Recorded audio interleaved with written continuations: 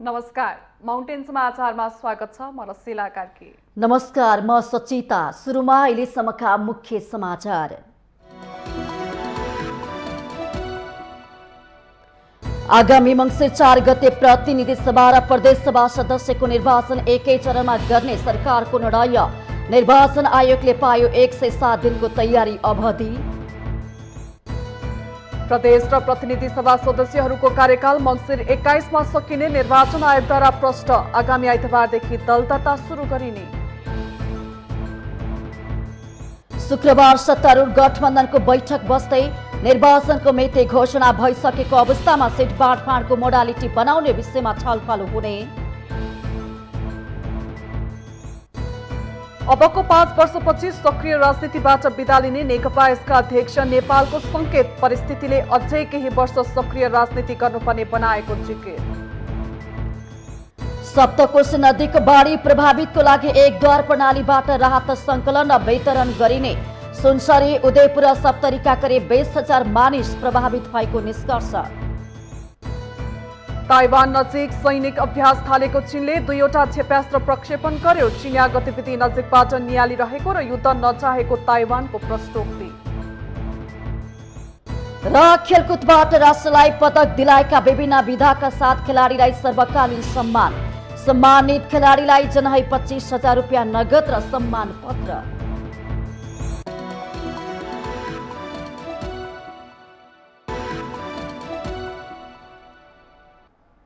अब समाचार विस्तारमा। सरकारले आगामी मङ्सिर 4 गते प्रदेश सभा सदस्य र प्रतिनिधि सभा सदस्यको निर्वाचन गर्ने निर्णय गरेको छ।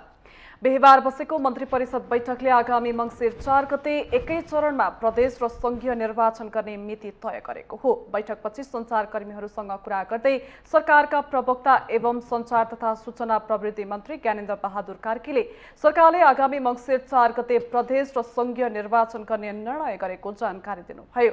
प्रतिनिधि सभाको कार्यकालको विषयमा सरकारमा छलफल भइरहेको उहाँले जानकारी पनि दिनुभयो।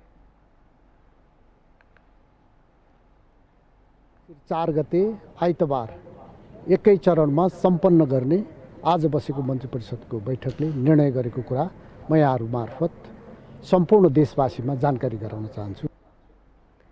निर्वाचन आयोगले 1 महिना अघि नै 120 दिनको निर्वाचन अवधि राखेर कार्यतालिका सहित मङ्सिर 2 गते निर्वाचनको मिति तोक्न सिफारिस गरेको थियो। तर सरकारले 107 दिनको निर्वाचन अवधि राखेर मङ्सिर 4 गतेका लागि प्रदेश र प्रतिनिधि सभा सदस्य निर्वाचनको मिति तोकेको हो। प्रधानमन्त्री शेरबहादुर देउवाले बुधबार सत्ता गठबन्धनका शीर्ष नेताहरूसँग छलफल गरी मङ्सिर 4 गते नै प्रदेश र प्रतिनिधि सभा सदस्यको निर्वाचन गर्ने सहमति जुटाउनु भएको थियो।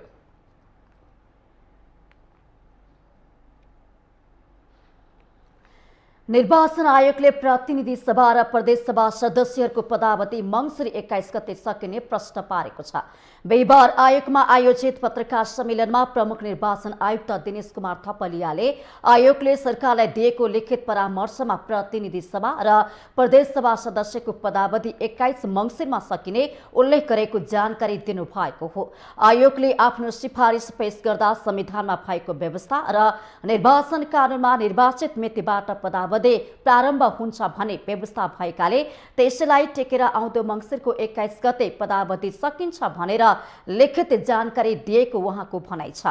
5 पेजको डकुमेन्ट परामर्शको रूपमा पेश गरेको भन्दै प्रमुख आयुक्त थपलियाले सरकारले त्यो दस्तावेजलाई स्वीकार गर्ने विश्वास पनि व्यक्त गर्नुभयो। भन्ने कुरा हामीले लिखित रूपमै पेश गरेका थियौँ। आयोगले 5 पेजको जुन डकुमेन्ट परामर्शको रूपमा पेश गरिएको छ, आयोग के ठान्दछ भने नेपाल सरकारले त्यो दस्तावेजलाई स्वीकार गरेको छ भन्ने ठान्दछ। आज त्यसकै बेसिसमा यो तोकिएको हुनाले प्रमुख आयुक्त थपलियाले निर्वाचनमा सबै उम्मेदवारलाई समान अवसर र समान खेल मैदान हुनुपर्ने आफूहरूको मान्यता रहेको बताउनु भएको छ। त्यसअनुसार चुनावमा उम्मेदवारी दिएपछि प्रतिनिधि सभा र प्रदेश सभा सदस्यको पदावधि स्वतः समाप्त हुने व्यवस्था गर्ने पनि बताउनु भएको छ। उहाँले दशैं लगतै उम्मेदवारी दर्ताको कार्यतालिका बनाउने र उम्मेदवारी दिने प्रतिनिधि सभा र प्रदेश सभा सदस्यको पदावधि त्यति बेलै सकिने व्यवस्था गर्ने स्पष्ट पार्नुभयो। प्रमुख आयुक्त थपलियाले मङ्सिर 4 गते हुने निर्वाचनको लागि आइतबारदेखि दल दर्ता गर्ने जानकारी दिँदै निर्वाचन कार्यविधि आचार संहिताका विषयलाई अझै व्यवहारिक कार्यान्वयनमा लैजाने प्रतिबद्धता जनाउनु भएको छ। सरकारले मङ्सिर 4 गते प्रतिनिधि सभा र प्रदेश सभा निर्वाचन गर्ने घोषणा गरेको छ। यससँगै देशका सबै राजनैतिक दल आफ्नो क्षमता प्रदर्शन गर्न जनताको दैलोमा पुग्नेछन्। अबको करिब 100 दिन मुलुकको संघीय र प्रदेश निर्वाचन गराउने दायित्व निर्वाचन आयोगको हुनेछ।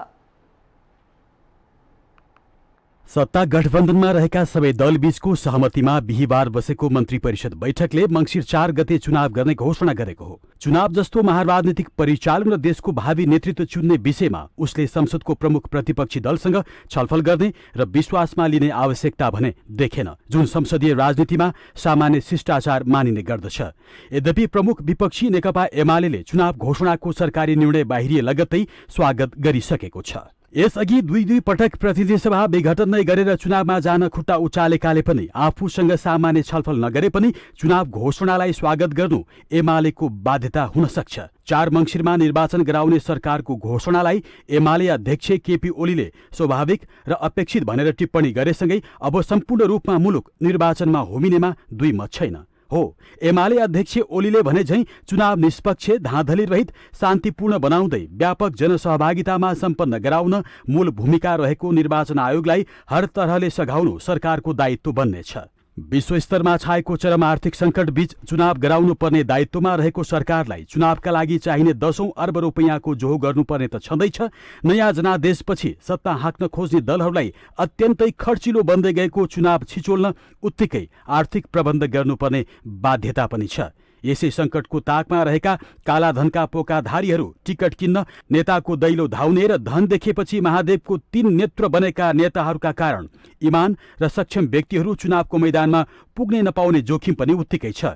यस्तै कारणहरूले आगामी निर्वाचनपछि विजयको माला पहिरेर जनताको सार्वभौम थलो संसदमा को पुग्छ भन्ने टुङ्गो लाग्नेछ। त्यसबाहेक पनि मङ्सिर 4 पछि बन्ने संसदको चित्र कस्तो हुनेछ र कुन दलको झण्डा बोकेकाहरू बढी संख्यामा प्रतिनिधि सभामा उपस्थित हुनेछन् भन्ने चाहिँ चुनावमा बन्ने समीकरण र गठबन्धनले तय गर्नेछ। मूल रूपमा देशको राजनीतिको कमाण्ड सत्ता नेतृत्वकर्ता नेपाली कांग्रेस र प्रमुख प्रतिपक्षी नेकपा एमालेकै वरिपरि रहनेछ र समीकरण पनि त्यही ढङ्गले बन्ने प्रश्न छ। चुनावको उम्मेदवारी दर्ताका दिनसम्म अहिले सत्तामा रहेको 5 दलीय गठबन्धन नै कायम रहेमा 2074 सालमा प्राप्त आफ्नो हैसियत जोगाउन प्रमुख विपक्षी एमालेलाई फलामको चिउरा चपाउनु सरह नै हुनेछ। होइन भने देशी विदेशी सद्भावमा अहिलेको गठबन्धन तोडिए कम्युनिस्ट पार्टी बीचको गठबन्धन नै बनेमा मुखमा आइसकेको लाभबाट कांग्रेस वञ्चित बन्न पुग्नेछ। त्यसमा सहायक बन्नेछन् मधेसलाई केन्द्र बनाएर राजनीति गरिरहेका मधेसी दल र परम्परागत मान्यता अँगाल्ने राष्ट्रिय प्रजातन्त्र पार्टी। त्यस अलावा दशकौंदेखिको दलीय गुटगत विकृत राजनीतिबाट दिक्क बनेका मतदाताले विकल्प बन्छौ भन्दै राजनीतिको मैदानमा आउन चाहनेहरूलाई रोजेमा फरक परिदृश्य पनि देखिन सक्नेछ। अहिलेलाई भने यति भन्न सकिन्छ कि मङ्सिर 4 को चुनावले पनि एउटै दललाई सरकार बनाउने बहुमत दिने हैसियत राख्नेमा भने शङ्कै छ। माउन्टेन समाचारका लागि राजनीतिक ब्युरोको रिपोर्ट। सत्तारूढ गठबन्धनको बैठक आज बिहान 9 बजे प्रधानमन्त्रीको सरकार निवास बालुवाटारमा बस्दैछ। बिहीबार बसेको मन्त्री परिषद बैठकबाट प्रदेश र प्रतिनिधि सभा निर्वाचन मङ्सिर 4 गते गर्ने निर्णय गरेपछि 5 दलीय गठबन्धनमा बैठक बस्न लागेको हो। सत्ता गठबन्धनको बैठकमा सिट बाँडफाँडको मोडालिटी बनाउने विषयमा छलफल हुने बताइएको छ। भागबण्डाको विषयमा शीर्ष नेताहरू आफ्नो धारणा राख्नेछन्। त्यस बमोजिम नै सिटको टुङ्गो लाग्ने भएको छ। सिट बाँडफाँड गर्ने विषयमा शीर्ष नेताहरूले कार्यदल बनाएर मोडालिटी तयार गर्ने तयारी गरेका छन्। सिट बाँडफाँडसँगै प्रधानमन्त्री, राष्ट्रपति, उपराष्ट्रपति, सभामुख, उपसभामुख लगायत राजकीय पदमा समेत समझदारी बनाउने तयारी गरिएको छ। नेकपा एकीकृत समाजवादीका अध्यक्ष एवं पूर्व प्रधानमन्त्री माधव कुमार नेपालले अबको 5 वर्षपछि सक्रिय राजनीतिबाट बिदा लिने संकेत गर्नु भएको छ। बिहिबार काठमाडौँमा आयोजित नेपाल कम्युनिस्ट पार्टी एमाले र माओवादी केन्द्रको एकतादेखि विभाजनसम्म पुस्तक लोकार्पण कार्यक्रममा उहाँले यस्तो संकेत गर्नु भएको हो। अध्यक्ष नेपालले 70 वर्षमै राजनीतिबाट टाढिने विचार गरे पनि परिस्थितिले नदिएको भन्दै 75 वर्षमा भने सक्रिय राजनीतिबाट बिदा लिने उद्घोष गर्नुभयो। अध्यक्ष नेपालले यसपटकको चुनावबाट जित्नै पर्ने दबाव रहेको समेत जानकारी दिनुभयो। मैदानमा नजाँदा माधव नेपाल डरायो भन्ने पर्न सक्ने भन्दै परिस्थितिको सामना गरेर विजयको ढोका खोल्ने उहाँको दाबी छ। 70 वर्षमै छोडो कि भन्ने लागेको परिस्थितिले छोडै दिइरहेको छैन। यसपटकको चुनावमा त लड्नै पर्छ, जित्नै पनि पर्छ, राजनीतिलाई एउटा मोडमा पुर्याउनै पनि पर्छ। चुनावको आज मितिको घोषणा भइ पनि सक्यो, अब पनि चुनावमा नउठ्ने भन्ने कुरा गर्नै भएन। डराएछ क्या माधव नेपाल भन्ने पर्दा सामना गरेर चुनावमा उठेर विजयको डङ्का बजाएर तपाईँहरूको बिचमा मैले फेरि आउनु पर्नेछ। अध्यक्ष नेपालले आगामी प्रदेश र सङ्घको निर्वाचनमा 5 दलीय गठबन्धन गरेरै प्रतिस्पर्धा गर्ने प्रश्न पार्नुभयो। शुक्रबार 5 दलीय गठबन्धनको तर्फबाट आगामी निर्वाचनमा मिलेर प्रतिस्पर्धामा जाने विषयमा घोषणा हुने उहाँको भनाइ छ। अध्यक्ष नेपालले तेस्रो शक्ति बनाउन पार्टीहरू एकजुट भइरहेको समेत जानकारी दिनुभयो। नेपाल कम्युनिस्ट पार्टी एकीकृत समाजवादीका साथीहरूलाई हामी अब अर्को मोर्चा पनि बनाउन गइरहेका छौँ। थर्ड पोल जसलाई भन्छ, तेस्रो शक्ति। र तेस्रो शक्तिमा चाहिँ हामी चाहनेछौँ कि हाम्रो पार्टी नेपाल कम्युनिस्ट पार्टी एकीकृत समाजवादी, त्यसपछि नेकपा माओवादी केन्द्र, अनि जनता समाजवादी पार्टी, राष्ट्रिय जनमोर्चा, यी चारवटाहरूले पनि एउटा एक ठाउँमा गोलबन्द हुनु जरुरी छ। अध्यक्ष नेपालले नेपाली काङ्ग्रेसमा हामी नै सबै थोक हौं भन्ने परेको शङ्का व्यक्त गर्दै अरू पार्टी पनि मैदानमा छन् भन्ने सोच्न जरुरी रहेको बताउनुभयो।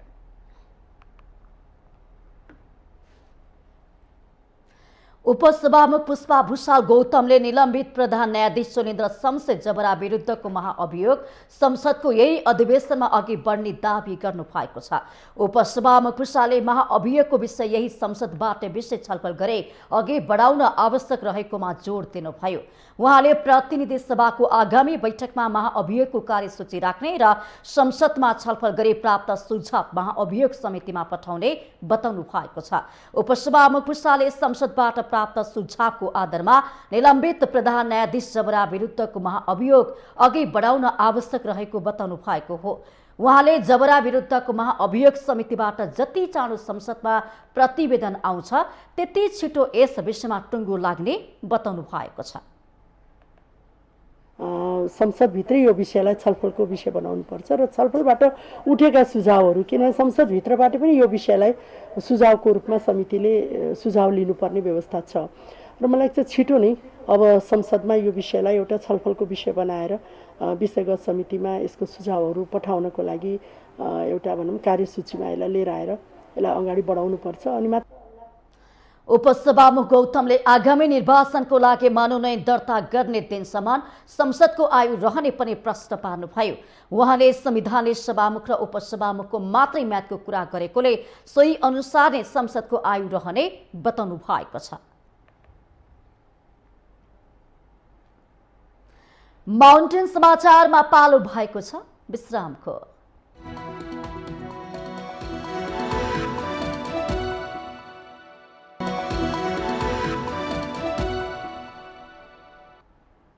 विश्रामपछि स्वागत छ। अब बाँकी समाचार। सप्तकोशी नदीको बाढीबाट प्रभावितका लागि एकद्वार प्रणालीबाट राहत सङ्कलन र वितरण गरिने भएको छ। मन्त्रालय अन्तर्गतको राष्ट्रिय विपद जोखिम न्यूनीकरण तथा व्यवस्थापन प्राधिकरणले विज्ञप्ति निकालेर प्रभावितहरूलाई एकद्वार प्रणालीबाट राहत सङ्कलन गरी वितरण गरिने जनाएको हो। कोशी नदी बस्तीमा प्रवेश गर्दा सुनसरी, उदयपुर र सप्तरीका करिब 20,000 मानिस प्रभावित भएका छन्।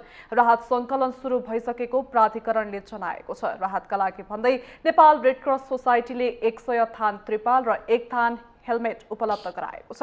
उदयपुर र सुनसरी जिल्लाका प्रमुख जिल्ला अधिकारी वा प्रमुख जिल्ला अधिकारीले तोकेका अधिकृत र दुवै नगरपालिकाका मेयरको संयोजनमा राहत वितरण गरिने विज्ञप्तिमा उल्लेख छ। अहिले भने सप्तकोशी नदीमा पानीको सतह केही कम भइरहेको जनाइएको छ। सप्तकोशी नदीको एउटा भङ्गालो उदयपुरको बेलका नगरपालिकाको डुम्रो बोटबाट तटबन्ध फुटाउँदै दक्षिण पश्चिम क्षेत्र पस्दा बेलका नगरपालिका 1, 2, 3, 8 र 9 वडाका झन्डै 1500 घर परिवार प्रभावित भएको राष्ट्रिय विपद जोखिम न्यूनीकरण तथा व्यवस्थापन प्राधिकरणले जनाएको छ।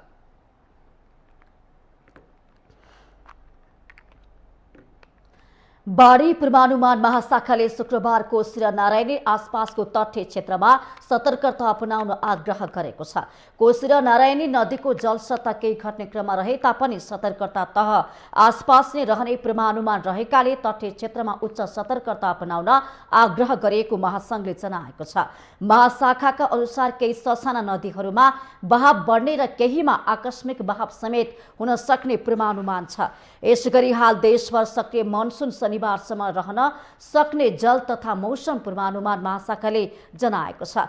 आज दिउँसो देशभर आंशिकदेखि सामान्य बदली रहने र केही स्थानहरूमा मेघगर्जन चट्याङ सहित हल्कादेखि मध्यम वर्षाको सम्भावना रहेको मौसम पूर्वानुमान महाशाखाले बताएको छ। महाशाखाका अनुसार कास्कीको जुमल लेटी पोखरा विमानस्थल लामापाटन घले खर्क लगायतका धेरै स्थानमा भारी वर्षाको मापन गरिएको छ। हाल मनसुनको न्यून चापी रेखा सरदर स्थानको आसपासमा छ। साथै नदी र खरे खोलामा पानीको सतह बढ्न सक्ने र दैनिक जनजीवन र यातायात समेत प्रभावित हुन सक्ने भएकोले आवश्यक सतर्कता अपनाउन महाशाखाले अनुरोध गरेको छ।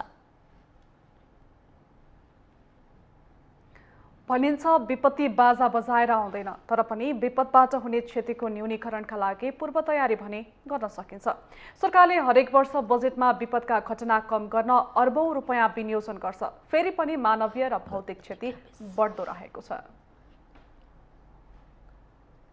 विगत केही वर्षदेखि नेपालमा मनसुनका कारण निम्तने बाढी र पहिरोका घटना बढ्दो क्रममा छन्। राष्ट्रिय विपद जोखिम न्यूनीकरण प्राधिकरणको तथ्याङ्क हेर्ने हो भने हरेक वर्ष बाढी र पहिरोबाट हुने क्षतिको ग्राफ उक्लँदो छ। नेपालमा पछिल्लो एक दशकको प्राकृतिक प्रकोपको अवस्था हेर्ने हो भने बाढीमा परि 731 र पहिरोमा परेर 1274 जनाले आफ्नो ज्यान गुमाएका छन्। यसमा पनि पहिरोमा परेर ज्यान गुमाउनेको संख्या बढ्दो छ। बाढी पूर्व सूचनाको प्रभावकारिता बढ्दै गए पनि पहिरो बारे पूर्व सूचनाको प्रविधि नभएकाले घटना न्यूनीकरणमा चुनौती थपिएको राष्ट्रिय विपद जोखिम न्यूनीकरण प्राधिकरणकी सहसचिव अनिता निरौला स्वीकार गर्नुहुन्छ। बाढीको हकमा हामीले केही समयदेखि पूर्व सूचना थोरै भए पनि हामीले सुरुवात गर्न सकेका छौँ। न त यसलाई पनि स्तरोन्नति गर्नुपर्ने छ होइन।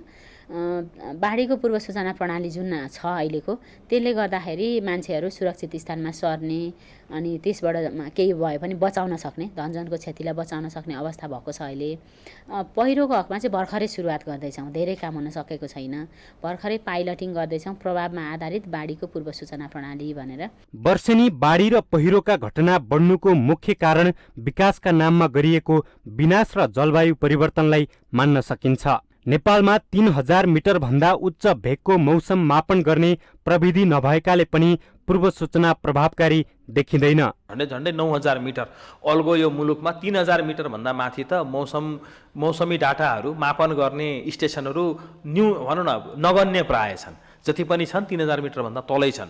र अर्को कुरा के छन्, धेरै क्रिटिकल ठाउँहरूमा हैन, धेरै क्रुसियल ठाउँहरूमा जहाँ चाहिँ बाढी पहिरो र ठुल्ठुला हिमनदीहरू हिमतालहरू विस्फोट हुन सक्ने क्षेत्रमा पनि मौसम मापन गर्ने केन्द्रहरू नभएको कारणले गर्दाखेरि त्यहाँ हाम्रो चाहिँ नै भनौँ न भोलिको त्यहाँ मौसम कस्तो हुन्छ, भोलि त्यहाँ कस्तो पानी पर्छ हैन, भोलि त्यहाँ बाढी आउन सक्ने सम्भावना छ कि पहिरो आउन सक्ने सम्भावना छ कि त्यो नै हामीलाई चाहिँ नै पूर्वानुमान गर्न अत्यन्त गाह्रो छ। जलवायु परिवर्तनको जोखिमका हिसाबले नेपाल विश्वमै चौथो नम्बरमा रहेको छ भने बाढी पहिरो जन्य जोखिमका हिसाबले विश्वको 30औं नम्बरमा छ। यस्ता घटनामा कमी ल्याउन सरकारवाला निकाय त्यति नै जिम्मेवार हुनुपर्ने हो, तर जब पर्यो राति तब बुढी ताती भन्ने उखान जस्तो अरू बेला कानमा तेल हालेर बस्ने घटना घटिसकेपछि जुर्मुराउने सरकारको प्रवृत्तिले नागरिकलाई शास्ति खेप्नु परेको छ। सरकारवाला निकायबीच समन्वयकारी भूमिका नहुँदा विपदका घटना बढ्दै गएको विज्ञहरू बताउँछन्। जलवायु परिवर्तन जन्य जोखिमका हिसाबले हाम्रो मुलुक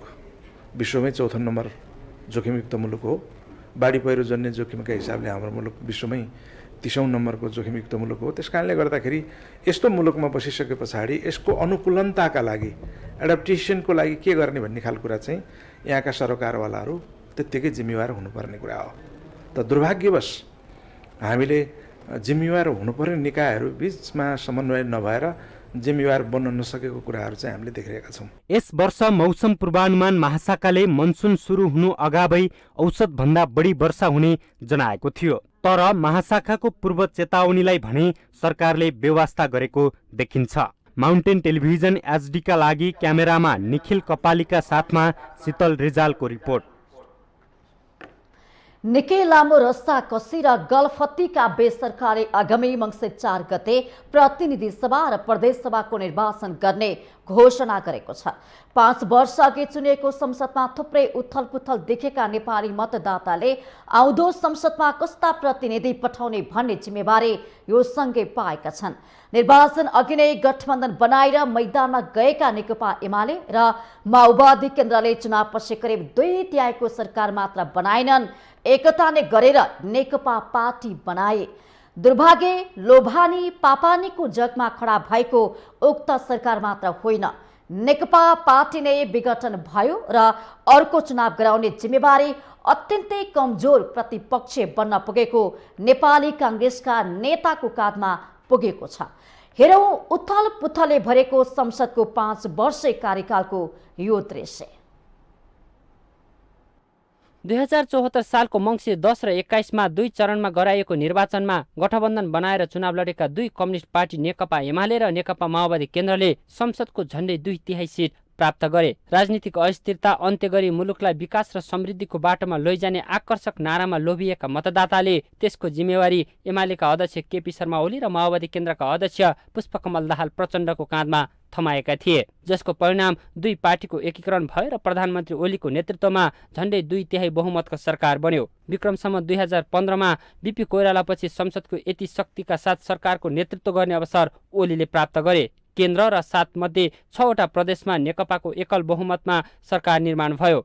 7 दशकदेखि नेपाली राजनीतिको केन्द्र भागमा रहेको नेपाली कांग्रेस इतिहासकै सबैभन्दा कमजोर अवस्थाको प्रतिपक्ष बन्न विवश रह्यो। संघीय संसदमा प्रत्यक्षतर्फको 165 निर्वाचन क्षेत्रमध्ये एमाले 80 र माओवादी केन्द्रले 36 सहित 116 क्षेत्रमा विजय हासिल गर्यो। प्रत्यक्ष र समानुपातिक गरी एमाले माओवादी गठबन्धनले झण्डै 2/3 बहुमत ल्यायो। त्यसैका आधारमा 2074 साल फागुन 3 गते केपी शर्मा ओली प्रधानमन्त्री बने। दुर्भाग्य तत्कालीन नेकपाले पाएको ऐतिहासिक जिम्मेवारीलाई जनमतको सम्मान भन्दा पनि राजनीतिक स्वार्थमा बढी केन्द्रित हुँदा पार्टी मात्र विभाजित भएन, केन्द्र र प्रदेश सरकारबाट बाहिरिन बाध्य भयो। दलीय खिचातानीमा प्रधानमन्त्री ओलीले 2 पटक संसद विघटन गर्दा पार्टी विभाजन त भयो नै, कमजोर प्रतिपक्षमा रहेको कांग्रेसको हातमा सत्ताको साँचो सुम्पन पुग्यो। तत्कालीन नेकपा टुक्रिएर अहिले सत्तापक्ष र प्रतिपक्षमा उभिएका तीनै दलका नेता एक अर्कालाई सत्तो सराप गर्नमा केन्द्रित छन्। यसबीचमा कांग्रेस बाहेक मुख्य दलहरू कुनै पनि संग्लो रहन सकेनन्। मधेसलाई आधार बनाएर राजनीति गरेका तत्कालीन राजपा र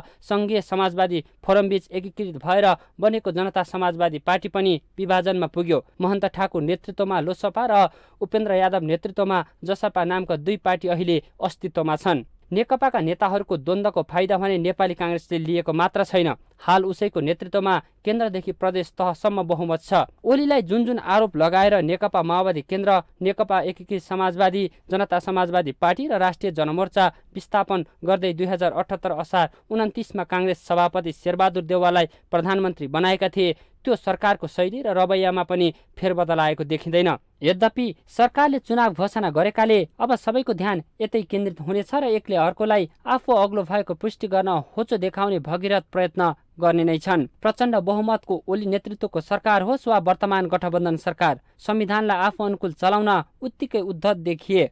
नयाँ कानुनहरू तर्जुमाको सवाल होस् वा संवैधानिक परिषद सम्बन्धी विधेयक या स्वायत्त निकायका रूपमा रहेका विभिन्न विभागहरूलाई प्रधानमन्त्री कार्यालय मार्फत ल्याउने प्रयास, दुवैको नियत कहीँ न कहीँ शक्तिको केन्द्रीकरण गर्ने देखियो। फरक यति हो, ओली आलोचनाले पनि सच्चिन चाहन्न थिए भने देउवा लजाई लजाई सच्चिन बाध्य हुन्छन्। मङ्सिर 4 गते चुनाव गर्ने घोषणा गरेर सरकारले कार्यान्वयनको भारी निर्वाचन आयोगको काँधमा सारे पनि चुनावसम्म दलहरूको समीकरण कसरी अगाडि बढ्छ भन्ने अहिले नै भन्न सकिने अवस्था भने छैन।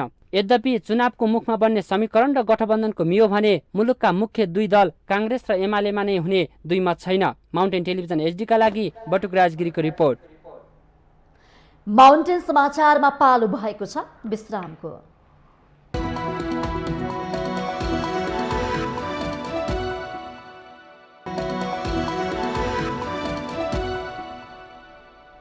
विश्रामपछि स्वागत छ। अब बाँकी समाचार। राष्ट्रिय मानव अधिकार आयोगका अध्यक्ष तप बहादुर मगरले सरकारले संसदमा पेश गरेको संक्रमणकालीन न्याय सम्बन्धी ऐन सुधार गर्नुपर्ने धारणा राख्नु भएको छ। बुधबार राष्ट्रिय मानव अधिकार आयोगले सरकारवाला निकायसँग गरेको छलफलमा बोल्दै अध्यक्ष मगरले यस्तो बताउनु भएको हो। उहाँले ऐन संशोधन गर्ने विषयमा आयोगले अभिभावकको भूमिका खेल्न तयार रहेको पनि जानकारी दिनुभयो। उहाँले विधेयकमा संशोधन गर्नुपर्ने विषयमा आयोगले आफ्नो धारणा बनाएर सरकारलाई पत्र बुझाउने प्रतिबद्धता समेत जनाउनुभयो।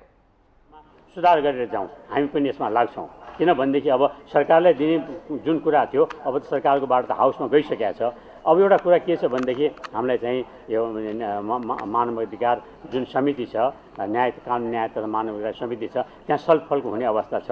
त्यो छलफलमा खेरि उहाँको सभापतिले पनि भन्नुभएको छ कि अब आयो भने हामीले बोलाउन हुन्छ छलफलमा भन्ने कुरा पनि छ। छलफलमा चाहिँ हामी बोलाएर उहाँले हुन्छ बनाउनुहुन्छ डाक्नुहुन्छ भने हामी सबै चाहिँ गएर त्यसको लागि जुन जुन सुधार गर्नुपर्ने विषयहरू छ त्यो लिएर गएर जाउँ। सोही कार्यक्रम द्वन्द्व पीडित एकमाया विश्वकर्माले विधेयकमा त्रुटिपूर्ण प्रावधानहरू राखिएको भन्दै आपत्ति जनाउनुभयो। उहाँले सेना प्रहरीलाई सशस्त्र र विद्रोही पक्षलाई निशस्त्र बनाउने गरी विधेयकमा परिभाषा रहेको बताउनुभयो। विश्वकर्माले राज्यले आतंककारी घोषणा गरेको समूह निशस्त्र हुन नसक्ने दावी गर्नुभयो।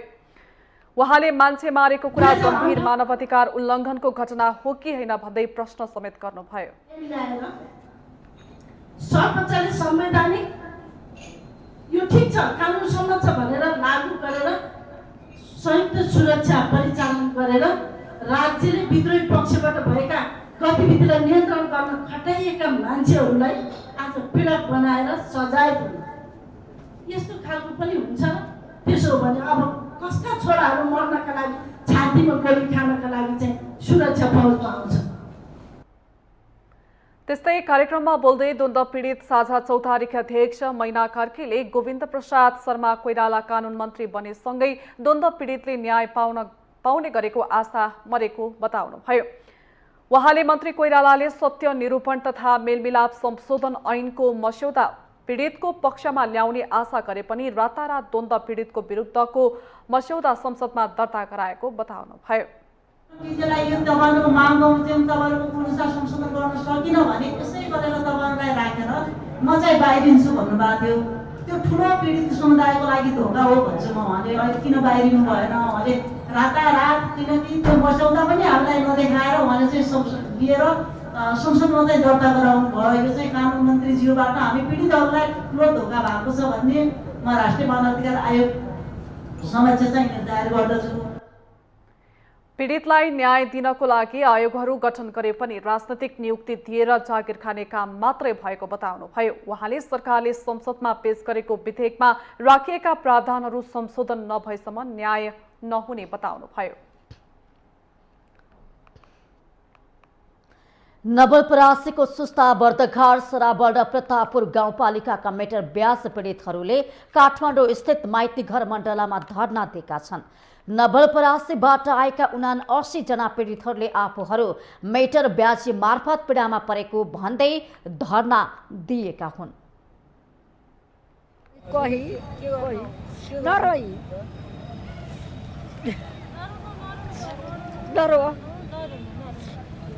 यी दम्पति हुन् नवलपरासीको सरावल गाउँपालिका 7 भटौलियाका 76 वर्षीय प्रेमनारायण कोइरी र 65 वर्षकी फकाना देवी कोइरी। यो उमेरमा यो दम्पति माइतीघर मण्डलामा मिटर ब्याज विरुद्धको लडाईँमा धरना दिएर बसेको छ।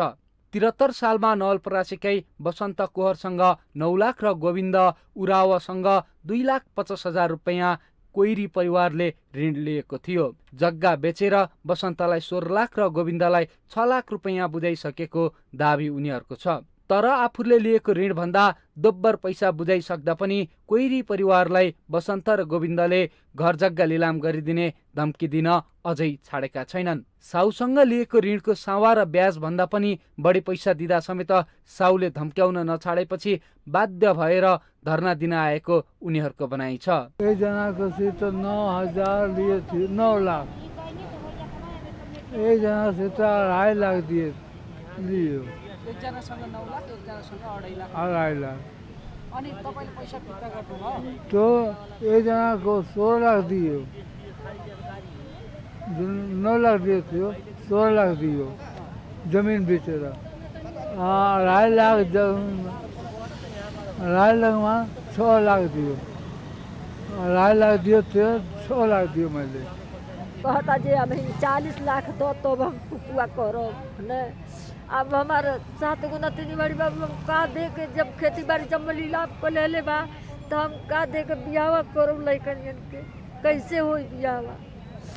7 गुवाड़ी को चांद दहे जितना लगता तो कहाँ सब करो। कोइरी दम्पति जस्तै अर्का पीडित हुन् सुस्ता 5 पक्ली हवा रतनगञ्जका रामसुभव मुसहर। उनले छोरा विदेश पठाउन प्रतापपुर 3 बेलाटारीका जगदीश बानियासँग जग्गा धितो राखी 2071 सालमा 1,50,000 रुपियाँ ऋण लिएका थिए। त्यसको ठिक 1 वर्षपछि ऋण चुक्ता गर्न जाँदा जगदीशले 6 लाख रुपियाँ भएको बताए। साउको कुरापछि निराश बनेका रामसुभवले जग्गा धितो राखेर 2 पटक गरी 9 लाख रुपियाँ फिर्ता गरेको दावी गर्छन्। तर पनि साउले अझै ऋण बाँकी रहेको भन्दै तनाव दिने गरेको पीडा रामसुभव सुनाउँछन्। हाम्रो छोराले एकचोटि त्यो विचार गरियो कि बुवा मलाई विदेश पठाउनु। मैले साउसित गएर 1.5 लाख रुपियाँ लिएँ। 1.5 लाख रुपियाँ लिँदाखेरि अब त्यसको दिँदा हाम्रो 9 लाख बाहिरबाट दियो। त्यो छोराले यहाँ मलेसिया गयो, त्यसको काम राम्रो भेटिएन, त्यहाँबाट फर्किदियो के घर। फेरि अब साउले मलाई धम्काउन थाले। त्यसको नाम के हो कि जगदीश बनिया हो गए। जगदीश बनियाले धरना बसेका मिटर ब्याजी पीडितहरू उर्मिला केवट, रामसुरज गुप्ताको पनि पीडा उस्तै छ। उनीहरूले पनि विभिन्न समयमा भिन्न व्यक्तिहरू मार्फत ऋण लगेका थिए। लगेको ऋण तिरिसक्दा समेत उनीहरूका साउहरूले अझै ऋण तिर्न बाँकी भएको बताउने गरेको उनीहरू दावी गर्छन्। सुनील बनिया से 4 लाख रुपया लिए नी। 4 लाख से 15 कट्ठा किस्ती बंधक करा लिया ने। आ जगदीश 9 लाख का तमसुक बनवा लिया ने। 9 लाख का तमसुक हाँ हो यो। तो में 7 लाख एक चोटी दिया नी, 5 लाख एक चोटी दिया नी, 3 लाख एक चोटी दिया नी। अब हमसे मांगा था 25 लाख सर, 25 लाख रुपया मांगा था ना। अब कहाँ से हम 25 लाख रुपया हम दे गरीब मनाई। म 68देखि 71सम्म त्यसलाई 15,15,000 रुपियाँ दिदिएँ। दिँदाखेरिमा मैले कागज मागेँ। कागज माग्दाखेरिमा भन्छ ए गुप्ताजी तपाईँको माथि अलिकता हिसाब निकल्दैछ। मैले भने के हिसाब निकल्दैछ त भन्छ 32 लाख रुपियाँ अझै दिनुहोस् तब म तपाईँलाई कागज दिन्छु। मैले भने 7 लाख रुपियाँ त्यसले 39 महिना 36 महिना भयो। अनि 32 लाख रुपियाँ कहाँबाट त्यसले पैसा आयो? त्यति हिसाब कहाँबाट आयो? त भन्छ म दिँदैन, तिमी जे गर्न छ गर। यसभन्दा अघि गत असारमा पनि 16 दिनसम्मको धरनापछि माग सुनाइ हुने आशा राखेर जिल्ला फर्किएका उनीहरू कतै माग सुनाइ नभएपछि पुनः धरना दिन काठमाडौँ आएका हुन्। धरना दिन आएका 79 जना पीडितहरू प्रतिनिधि पात्र मात्रै भएको उनीहरू बताउँछन्। जिल्लामा अझै धेरै मिटर ब्याज पीडितहरू रहेको तर साउको डरले बाहिर आउन नसकेको उनीहरूको दावी छ। नेपालमा मिटर ब्याजमा पैसा लगाउनु गैर कानुनी हो। त्यसका बावजुद गरिब र निमुखा जनतालाई मिटर ब्याजीहरूले गरेको चर्को शोषणको समस्या सरकारवाला निकायले नजरअन्दाज गरिदिँदा उनीहरूले बारम्बार सरकारलाई गुहार लगाउनु पर्ने बाध्यता छ। माउन्टेन टेलिभिजन एचडीका लागि क्यामेरामा अमर रावतका साथ सन्दीप शर्माको रिपोर्ट। स्थानीय कृषि उत्पादनलाई सङ्कलन गरी बिक्री गर्न सहज बनाउने उद्देश्यले बागलुङमा ठूलो तामझामका साथ कृषि हाट बजारको स्थापना गरियो। तर ठूलो रकम खर्च गरी निर्माण गरिएको कृषि हाट बजार स्थल प्रयोगविहीन अवस्थामा रहेको छ। बागलुङको बागलुङ नगर क्षेत्रका आम उपभोक्तालाई सहज रूपमा ताजा तरकारी उपलब्ध गराउने उद्देश्यका साथ कृषि हाट बजारको स्थापना गरियो। बागलुङ नगरपालिका कृषि ज्ञान केन्द्र बागलुङ उद्योग वाणिज्य संघको सहयोग तथा सहजीकरणमा बागलुङ नगरपालिका वडा नम्बर 3 गुठीमा कृषि हाट बजार निर्माण गरिएको हो। तर अहिले उक्त कृषि हाट तथा थोक बजार प्रयोगविहीन भएको छ। कृषि हाट तथा थोक बजार व्यवस्थापन समितिले हाट बजार चलाउने जिम्मेवारी लिए पनि हटिया लाग्न नसक्दा लाखौं खर्चिएर निर्माण गरिएको कृषि हाट बजार स्थलको भवन प्रयोगविहीन भएको हो। अलि छेउ पर्यो कुनु भित्रपट्टि परेको हुनाले अनि सबैको एउटा मोतो भएन हैन। अब किसानहरू यता सिगानाका अनि यता कुरुलेका फोर्सेका यता टिटाङका हैन, यी सबैको एउटा मोट हुनु पर्यो हैन। त्यहाँ हाट बजार लाउनलाई क्या यसरी यिनीहरूले मन परेले फेरि अब म जस्तोका अर्कातिर दिने अर्काले अर्कातिर दिने त्यहाँ हाट बजार लाउने। आइतबारदेखि शनिबारसम्म बिहान 5 देखि बेलुका 8 बजेसम्म र हरेक शनिबार बिहान 7 देखि बेलुका 7 बजेसम्म थोक बजार सञ्चालन गर्ने भनिए पनि 1 महिना भन्दा बढी बजार चल्न नसकेपछि बन्द भएको हो। 5 वटा सटर भएको भवन, 2 वटा ट्रस्ट र तरकारी पसल गर्ने भवनको प्रयोग र सरसफाई अभावमा निर्माण सम्पन्न भएको 2 वर्ष नबित्दै थोत्रिन थालेको छ। यसका साथै भवन वरिपरि घाँस उम्रिएपछि उक्त स्थल जंगलमा परिणत भएको छ। तर हाट चलाइदेखि पनि यो झन्डै 5 वर्ष जस्तै भयो, तर यतिको राम्रो चलेको अवस्था छैन। अहिले चाहिँ हेर्नुहोस् भित्र तपाईँको गाह्रो भयो। किन यस्तो यो एकदम गाह्रो भयो। त्यसैले चाहिँ जुन सेवा चाहिँ उब्रेर पाउने सेवा हो, सेवाबाट चाहिँ उता वञ्चित छन्। अब नगरपालिकाले अब सोध्नुपर्ने बेला हो, यो राम्रो भएन, यो मागी खाने भाँडो हो। बागलुङ नगरपालिकाका किसानले उत्पादन गरेको तरकारी, फलफूल र अन्य कृषि उत्पादनहरू किसान हाट बजार स्थलमा खरिद बिक्री गर्न सहज होस् भन्ने उद्देश्यले भवन निर्माण गरिएको हो। तर कामको जिम्मेवारी लिएको जिल्ला कृषि सहकारी संघको व्यवस्थाका कारण सञ्चालन हुन नसकेको कृषि ज्ञान केन्द्र बागलुङले जनाएको छ। सबभन्दा यसको चाहिँ पहिलो समस्या मैले सञ्चालन गर्नका लागि जिम्मा दिएको जिल्ला कृषि सहकारी संघको हेर्दछु। जिल्ला कृषि सहकारी संघका पदाधिकारीहरू अथवा कृषि हाट बजार व्यवस्थापन समितिका पदाधिकारीहरूले सकिरहेका देखाउन सक्नुहुन्न। सबैले चाहिँ आफ्नो ओनरसिप लिनु होइन, हाम्रो जिम्मेवारी पुरा हो भनेर उहाँले गर्न सक्नुहुन्न। एक दोस्रो कुरा असाध्यै अपायक परेको हुनाले पहिलेदेखि नै नगरपालिकाको कार्यालय बागलुङबाट चाहिँ बजेट दिएर त्यो चाहिँ मासिक 15,000 भाडा तिर्ने गरी जग्गा पनि लिएको र नचलेको हुनाले हामीले कृषि ज्ञान केन्द्रले अलिकति सपोर्ट गरिदिएको हो। तर यो सञ्चालन लागि नगरपालिका र कृषि बजार समिति जुन बागलुङ नगरपालिकामा स्थान भएको छ, त्यो दुईटैको भूमिका अति नै महत्त्वपूर्ण छ। एकातर्फ भवन अलपत्र अवस्थामा छ भने अर्कोतर्फ किसानहरूले उत्पादित कृषि उपजहरू बागलुङ बजारको पसलमा लगेर बिक्री गर्नुपर्ने बाध्यता छ। कृषि उपजको बजार र खपतको अध्ययन नै नगरी हाट बजार सञ्चालन गर्न भवन बनाउँदा ठूलो धनराशि प्रयोगविहीन भएको छ।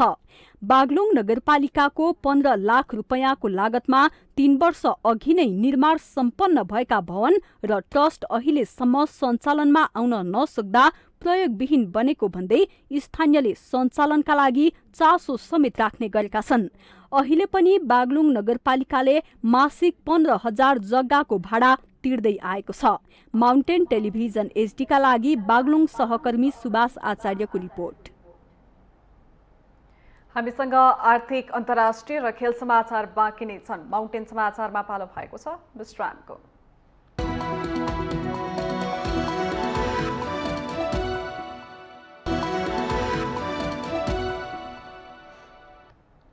विश्रामपछि स्वागत छ। अब पालो आर्थिक समाचारको। आर्थिक समाचारको साथमा मेरो देश मेरो जगदम्बा सिमेन्ट, गुणस्तरको नयाँ स्तर Riddhi Siddhi cement, Jagadamba super sign तथा ग्याल्बा प्लस जस्ता पाता जीवनभरको भरोसा। 53 ग्रेड र 43 ग्रेडको सर्वोत्तम सिमेन्ट अपग्रेडेड स्फेनका साथ।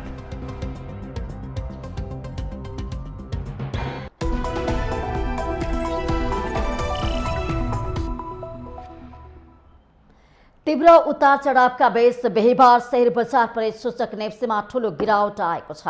बिहीबार नेप्से सूचक 38.6 अङ्कले घटेर 2184.16 बिन्दुमा ओर्लिएको हो। बिहीबार चुनाव घोषणा भए पनि त्यसले बजारमा सकारात्मक प्रभाव भने पार्न सकेन। खुले देखिने बिक्री चाप देखिएको बजारमा चुनाव घोषणा पछि केही सकारात्मक हुने खोजे पनि त्यो टिक्न भने सकेन। बिहीबार 3 अर्ब 76 करोड रुपियाँ बराबरको 85,69,000 किता शेयर किनबेच भएको छ। बिहीबार शेयर बजारका 13 वटै उपसमूहको सूचक नकारात्मक देखिएका छन्, जसमध्ये व्यापार उपसमूहको सूचक सबैभन्दा धेरै 5.13% घटेको छ। यस्तै फाइनान्स उपसमूहको 2.9, होटल उपसमूहको 3.09 र विकास बैंक उपसमूहको 2.51% घटेको छ। उच्च अङ्कले घटेको बजारमा पनि बलेफी हाइड्रो पावरको शेयर मूल्य सबैभन्दा धेरै 9.98% बढेको छ भने सामालिङ पावरको 5.39, रिभर फल्स पावरको 5.35, बिन्दवासिनी हाइड्रो पावरको 4.48 र गलेम्दी हाइड्रो पावरको 4.15% बढेको छ। यता युनाइटेड इदी मर्दी हाइड्रो पावरको शेयर मूल्य सबैभन्दा धेरै 9.52% घटेको छ भने हिमाल दोलखा हाइड्रो पावरको 5.30, साल ट्रेडिङको 5.15, विशाल बजार कम्पनीको 5 र गुडविल फाइनान्सको 4.94% घटेको छ। बिहीबार पनि शिवम सिमेन्टको सबैभन्दा धेरै 25 करोड रुपियाँको शेयर किनबेच भएको छ।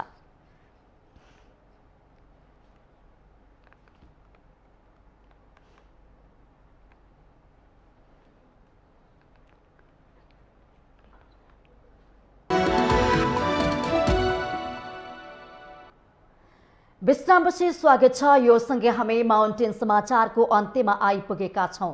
जाँदा जाँदै मुख्य समाचार पुनः एकपटक। आगामी मङ्सिर 4 गते प्रतिनिधि सभा र प्रदेश सभा सदस्यको निर्वाचन एकै चरणमा गर्ने सरकारको निर्णय। निर्वाचन आयोगले पायो 107 दिनको तयारी अवधि। प्रदेश र प्रतिनिधि सभा सदस्यहरूको कार्यकाल मङ्सिर 21 मा सकिने निर्वाचन आयोगद्वारा प्रश्न। आगामी आइतबारदेखि दल दर्ता सुरु गरिने। शुक्रबार सत्तारूढ गठबन्धनको बैठक बस्दै निर्वाचनको मिति घोषणा भइसकेको अवस्थामा सिट बाँडफाँडको मोडालिटी बनाउने विषयमा छलफल हुने। अबको 5 वर्षपछि सक्रिय राजनीतिबाट बिदा लिने नेकपा यसका अध्यक्ष नेपालको सङ्केत। परिस्थितिले अझै केही वर्ष सक्रिय राजनीति गर्नुपर्ने बनाएको जिकिर। सप्तकोशी नदीको बाढी प्रभावितको लागि एक द्वार प्रणालीबाट राहत सङ्कलन वितरण गरिने। सुनसरी, उदयपुर, सप्तरीका करिब 20,000 मानिस प्रभावित भएको निष्कर्ष। ताइवान नजिक सैन्य अभ्यास थालेको चीनले 2वटा क्षेप्यास्त्र प्रक्षेपण गर्यो। चीनिया गतिविधि नजिकबाट नियालिरहेको र युद्ध नचाहेको ताइवानको प्रष्टोक्ति। र खेलकुदबाट राष्ट्रलाई पदक दिलाएका विभिन्न विधाका 7 खेलाडीलाई सर्वकालीन सम्मान। सम्मानित खेलाडीलाई जनाई 25,000 रुपियाँ नगद र सम्मान पत्र।